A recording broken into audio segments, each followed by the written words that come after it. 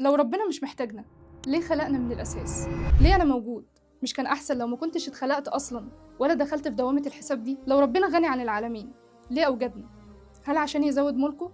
طبعاً لأ، السؤال ده إجابته مش في احتياج ربنا ولكن في كرم ربنا ورحمته. أهلاً بيكم في الحلقة الخامسة من أسئلة عادية مش إلحادية. بص يا سيدي، ربنا مش قوة صماء خلقت الكون وسابته، ربنا إله، من أسمائه الودود والرحيم والخالق، من كمال صفات الفنان إنه يبدع، ومن كمال صفات الكريم إنه يعطي. فربنا خلقنا علشان يرحمنا وعلشان نتعرف عليه. تخيل لو في شمس قوية جدا مش من طبيعة جمالها إن ضوءها يخرج ويملى الكون. ربنا هو النور، ومن كمال نوره إنه خلق كائنات يفيد عليها من رحمته وفضله. إحنا مش عبيد لإله حاشاه بيدور لنا على غلط، إحنا مخلوقات مكرمة. ربنا خلق لنا الكون كله تسخير علشان نعيش فيه، وخلقنا تشريف علشان نعرف. فالوجود هو فرصة ليك علشان تعيش السعادة الأبدية في الجنة. ربنا خلقك علشان يديك مش علشان ياخد منك.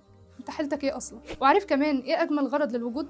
ان ربنا اراد ان يبقى فيه كائنات بتحبه وبيحبها باختيارها. الملائكه بتحب ربنا بالفطره، لكن انت لما تحب ربنا وسط مغريات الحياه وتحدياتها، فده حب ليه طعم تاني خالص عند الخالق. ربنا عز وجل قال في القرآن: بسم الله الرحمن الرحيم، فسوف يأتي الله بقوم يحبهم ويحبونه. سبحانه بدأ بحبه هو الأول لينا، وكأن وجودنا كله هو دعوة حب من الإله لينا. في سورة هود ربنا لخص سبب الخلق في آية: بسم الله الرحمن الرحيم، إلا من رحم ربك ولذلك خلقهم. عارف ولذلك خلقهم دي عايدة على إيه؟